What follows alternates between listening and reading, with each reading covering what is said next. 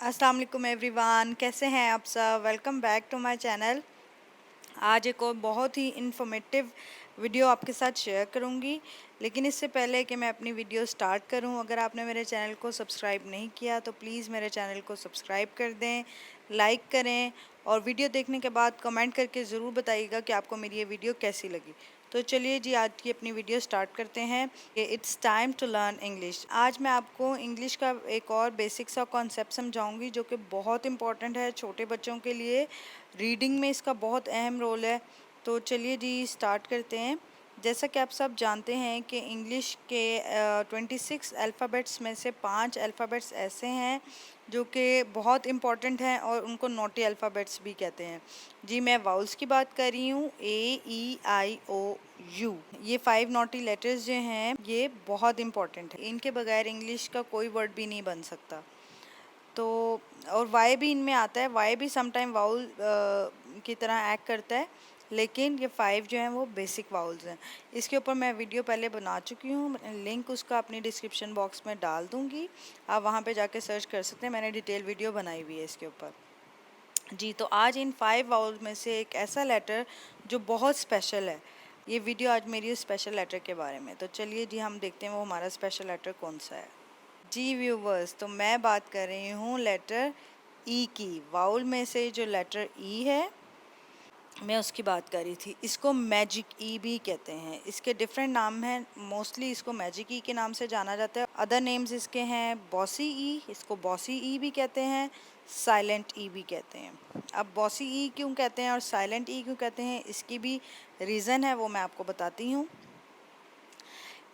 इसको बॉसी ई इसलिए कहते हैं, जैसे कि आप जानते हैं कि जितने भी अल्फ़ाबेट्स हैं उनकी 2 साउंड हैं। एक उसका नेम जिसको हम लॉन्ग साउंड कहते हैं और एक उसकी साउंड जो उसकी ओरिजिनल साउंड है। ए लेटर है, ये उसका नेम भी है और उसकी लॉन्ग साउंड भी है, और ए उसकी शॉर्ट साउंड है।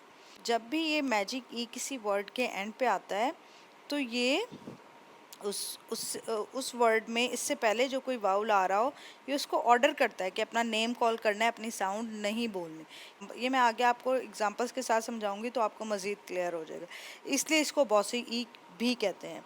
अब साइलेंट ई क्यों कहते हैं, ऑर्डर देने के बाद खुद ये खामोश हो जाता है, इसलिए इसको साइलेंट ई कहते हैं। मतलब खामोश होने से मुराद ये कि अपनी कोई साउंड नहीं बोलता। चलिए, अब हम इसके एग्जांपल्स के साथ देख लेते हैं। सबसे पहले मैं आपको CVC वर्ड्स जो कि मैं करवा चुकी हूँ अपनी पिछली वीडियोस में, उसका भी लिंक मैं डिस्क्रिप्शन बॉक्स में डाल दूँगी। आप वहाँ से भी डिटेल देख सकते हैं CVC वर्ड्स की। जी, तो ये आ गए हम CVC वर्ड्स पे। CVC वर्ड्स विद मैजिक की। पहला वर्ड है हमारा हैट, ह ए ट, हैट। अब हैट के एंड पे जब हमने मैजिक ई लगा दिया, अब आपने इस रूल को माइंड में रखना है कि हैट बिकम्स हेट, क्योंकि इसके दरमियान में जो वाउल आ रहा है ए, जो पहले ए था, अब मैजिक की उसको ऑर्डर कर रहा है कि अपना नेम कॉल करो।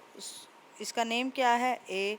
अब ये ह ए ट, हेट बन जाएगा। पहले हैट था, ह ए ट, हैट। अब ये हेट बन गया, ए ट, हेट। अब आपने देखा कि खुद मैजिक ई ने अपनी कोई साउंड नहीं निकाली, इसलिए ये बात आपने याद रखनी है। जब भी ये लेटर ई किसी भी वर्ड के एंड पे आता है तो वो अपनी कोई साउंड नहीं निकालता, ये साइलेंट ई बन जाता है। अब नेक्स्ट है हमारा पिन, प ई न, पिन। मैं यहाँ पे इनकी साउंड थोड़ी सी इसलिए इस तरह करके बोल रही हूँ ताकि आपको क्लियर हो जाए। वैसे तो पी की साउंड होती है, एक एयर बाहर आती है, मैं सिर्फ क्लियर करने के लिए आपको बता रही हूँ। ई न, पिन टर्न्स टू क्या बन जाएगा, पाइन। जी हाँ, जो ई था इसमें लेटर आई, उसकी साउंड ई थी, लेकिन मैजिक ई आने की वजह से अभी अपना नेम कॉल कर रहा है, यानी कि अपनी लॉन्ग साउंड निकाल रहा है जो कि है आई। किसी भी लेटर की जो लॉन्ग साउंड होती है वो उसका अपना नेम होता है। प आइन, पाइन। नेक्स्ट है हमारा हॉप, ओ प, हॉप। इस हॉप का मतलब होता है उछलना, जंप करना। जैसे फ्रॉग्स हॉप करते हैं, कैंगरूज हॉप करते हैं। Hop changes into hope. Hope मतलब जो हमें किसी से नहीं लगानी चाहिए, उम्मीद जिसको कहते हैं वो। अब यहाँ पे हॉप था, क्विक साउंड थी हॉप, ओ की, ओ हॉप।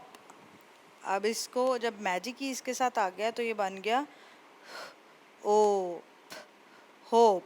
पहले हॉप था, मैजिक ई आने के बाद ये होप बन गया, मतलब ओ की लॉन्ग साउंड आ गई। नेक्स्ट है हमारा यू के साथ ह अग, हग, ह यू ज, ह्यूज बन जाएगा मैजिक ई आने की वजह से। ये तो थी कुछ एग्जांपल्स जो मैंने आपको बताएं कि किस तरह से मैजिक ई जो है वो सीवीसी वर्ड्स पे असरअंदाज होता है। ज़रूरी नहीं है कि मैजिक की जिन वर्ड्स के एंड पे है वो सीवीसी वर्ड्स भी हों।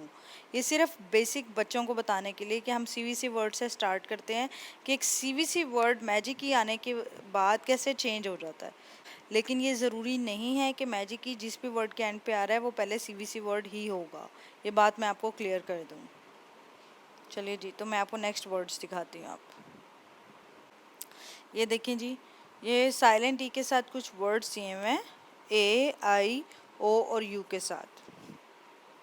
केक, ख एक मैजिक ई, केक। अब ये केक जो वर्ड है, ख एक, ये कोई वर्ड नहीं था, बट ये पूरा एक अलग से वर्ड है, ख एक मैजिक ई। इसमें इन सब के एंड पे आप देखें मैजिक ई आ रहा है, और उससे पहले जो वाउल आ रहा है वो सब अपना अपना लॉन्ग साउंड निकाल रहे हैं, मतलब अपना नेम कॉल करेंगे। ग ए म, game, r it, rate, gr ape, grape, a d, made। अब ये मेड पहले क्या था, अगर हम मैजिक को हटाएं इसमें से तो एड मैड हो जाएगा। मैड के साथ जब हम मैजिक की लगा देंगे तो वो मेड हो जाएगा। इसी तरह प्ल ए प्लेन, ये प्लेन, इसके साथ अगर हम मैजिक की हटा दें तो ये क्या बन जाएगा, प्लान। यानी कि प्लान के साथ मैजिक की लगा देंगे तो वो प्लेन बन जाएगा। फ ए ज, पेज। अब इसमें क्या है, यहाँ पर देखिए हमारे दो रूल्स अप्लाई हो रहे हैं। एक तो मैजिक की वाला रूल अप्लाई हो रहा है कि मैजिक की ने अपने से पहले आने वाले वाउल को कहा अपना नेम कॉल करे, उसने अपना लॉन्ग साउंड निकाली, मतलब अपना नेम कॉल किया। दूसरा, जब भी ये मैजिक ई सी या जी के बाद आता है, लेटर सी या जी के बाद आता है, ये मैंने सी और जी की सॉफ्ट साउंड के ऊपर भी वीडियो बना दी हुई है, मैं उसका भी लिंक डिस्क्रिप्शन बॉक्स में डाल दूंगी, आप वहाँ से देख लीजिएगा। सी और जी के साथ जब भी ये मैजिक ई आएगा तो ये अपनी सॉफ्ट साउंड बोलेंगे। जैसे सी की सॉफ्ट साउंड स और जी की सॉफ्ट साउंड जी है, वैसे इनकी साउंड जो हैं वो सी की ख साउंड होती है और जी की ग साउंड होती है। लेकिन जब इनके साथ ये लेटर ई आ जाता है तो ये अपनी सॉफ्ट साउंड जो है वो बोलते हैं। जैसा इस पेज में, पेज, केज, रेज, इन सब में ये अपनी सॉफ्ट साउंड बोल रहे हैं। आगे जी, काइट। काइट के अगर हम मैजिक की हटा दें तो ये किट बन जाएगा, किट से काइट। आइस, आइस में आई आ रहा है, आई अपना नेम कॉल करेगा क्योंकि मैजिक ही है। डाइम, लाइफ, प्राइज, वाइट, ड आइम मैजिक ही, डाइम। हम इसको बच्चों को जब हम वर्ड्स याद करवाते हैं, स्पेलिंग्स याद करवाते हैं, तो आप उसको यूँ बताएंगे, ड आई डाइम। अब आई आपने फोकस करवाना है, आई अपना नेम कॉल कर रहा है, इट मीन्स कि एंडिंग लेटर कौन सा होगा, मैजिक की। लाइफ, लाइफ, लाइफ एंड पे मैजिक ही आ जाएगा। पर ये मैंने आपको बताया था कि जब भी दो कॉन्सोनेंट्स इकट्ठे आते हैं हम उनकी इकट्ठी साउंड बोलते हैं, इसको हम प नहीं बोलेंगे, हम इसकी इकट्ठी साउंड बोलेंगे। प्राइज, प्राइज, व आइट, वाइट, लाइन, लाइन। नेक्स्ट हम आ जाते हैं ओ के साथ, न ओ स, नोज। आप यहाँ पर भी देखें, यहाँ पर भी दो रूल्स अप्लाई हो रहे हैं। जब भी ये मैजिक ई एस के साथ आता है तो ये उसकी ज साउंड निकालता है, ज साउंड आती है।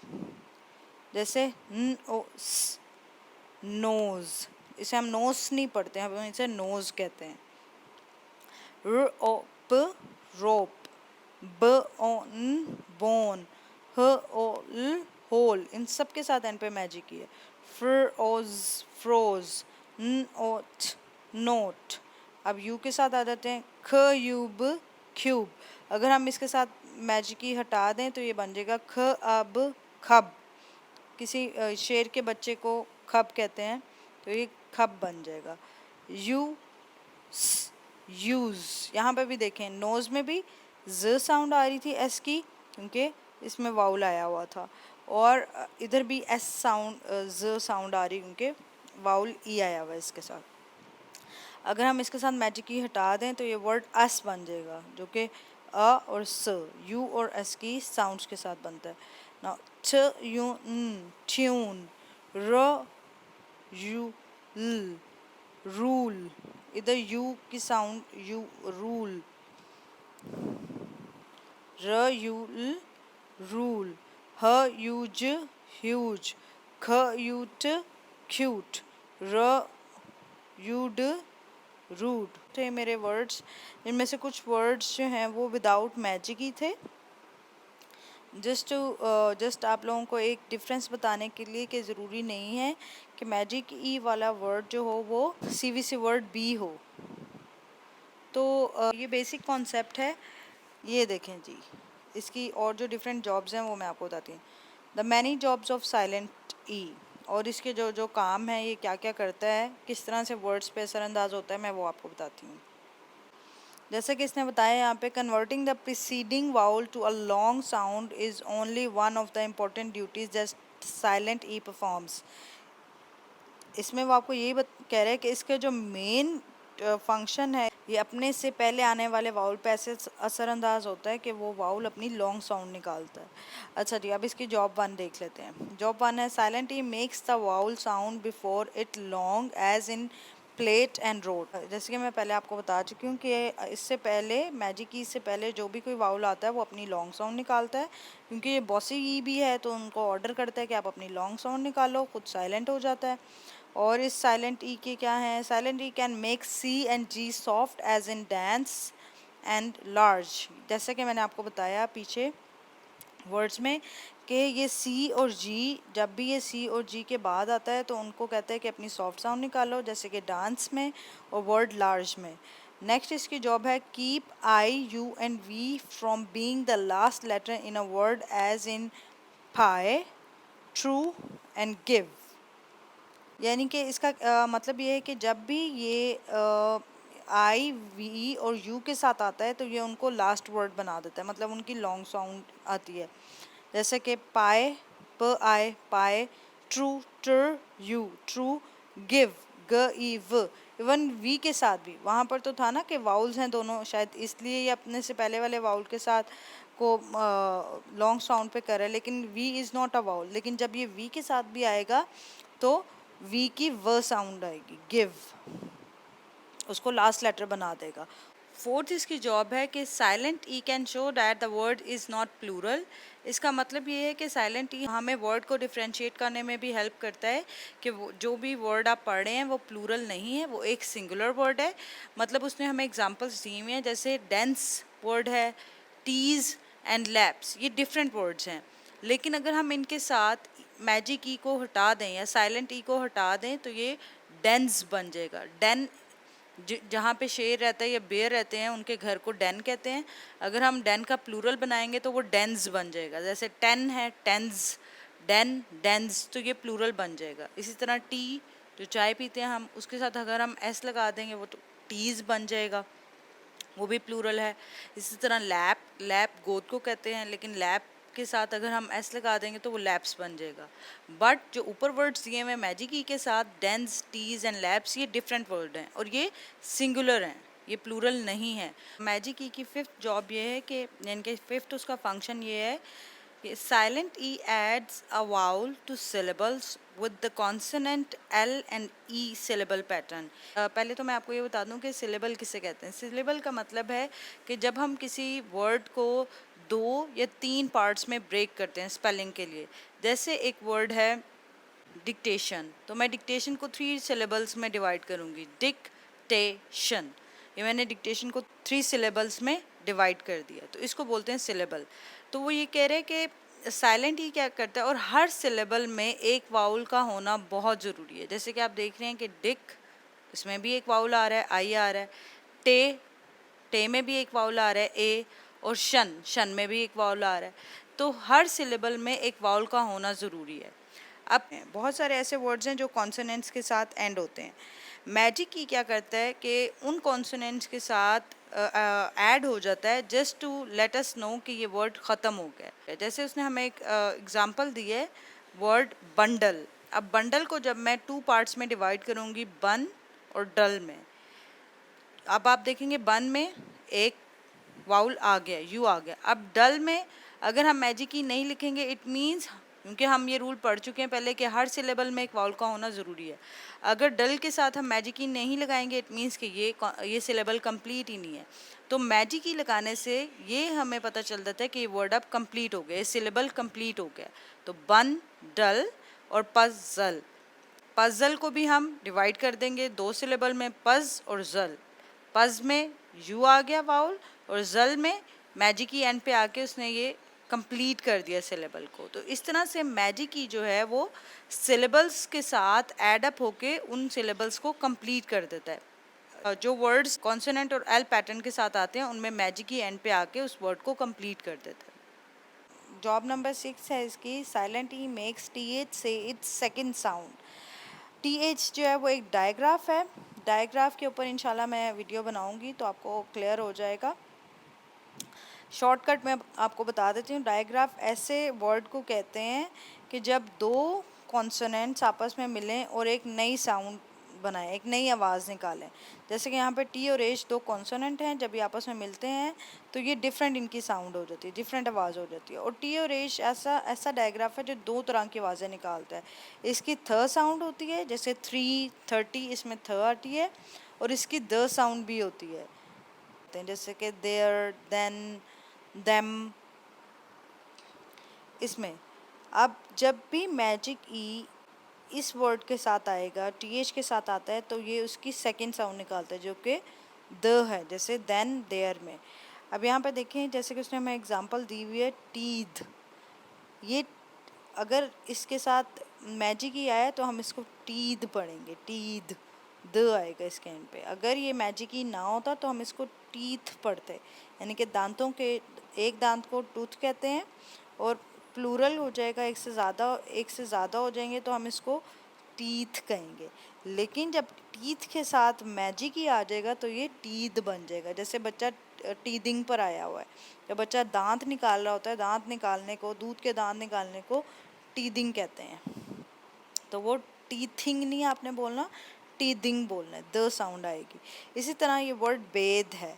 जब हम बच्चों को खुद नहलाते हैं तो उसको बेद कहते हैं, बाथ नहीं कहते, बेदिंग, बेदिंग।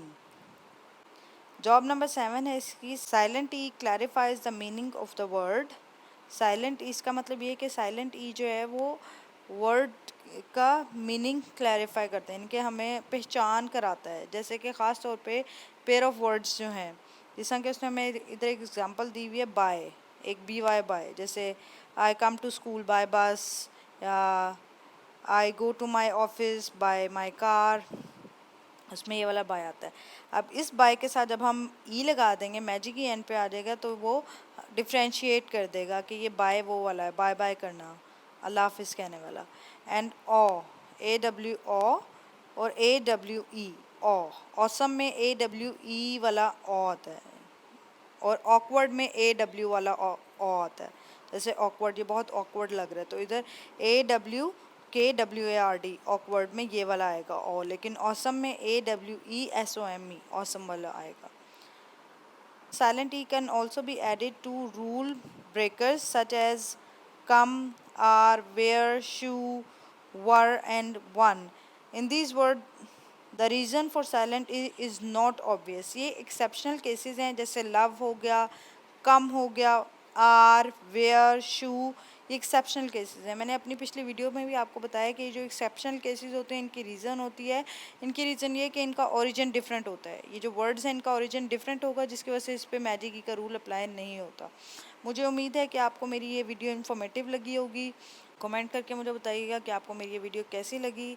अपना और अपने प्यारों का बहुत ख्याल रखिएगा। मेरी नेक्स्ट वीडियो तक के लिए अल्लाह हाफिज़।